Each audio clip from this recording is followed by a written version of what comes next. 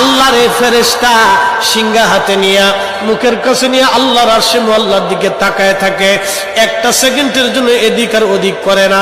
কখন রব হুকুম দিবে সিংহায় ফুৎকার দেওয়ার জন্য, যখন সিংহায় ফুৎকার দিবে কুরআন বলতেছে ইদাস সামাউ ফাতারাত, আকাশ ভেঙ্গে ভেঙ্গে ভেঙ্গে ভেঙ্গে পড়তে থাকবে।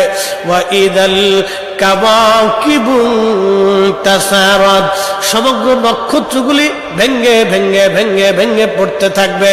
ওয়া ইদাল বিহারু ফুজ্জিরাত, সমুদ্রের তলদেশ উদ্দোলিত হয়ে যাবে, সমগ্র পানিগুলি পৃথিবীর উপরে আছাড় মারবে, আর ধুয়ে পাইলে সব পৃথিবীবাসীকে নিয়ে যাওয়া হবে। ওয়া ইদাল কুবুরু বুসিরাত, কবরের ভিতরে যাহা আছে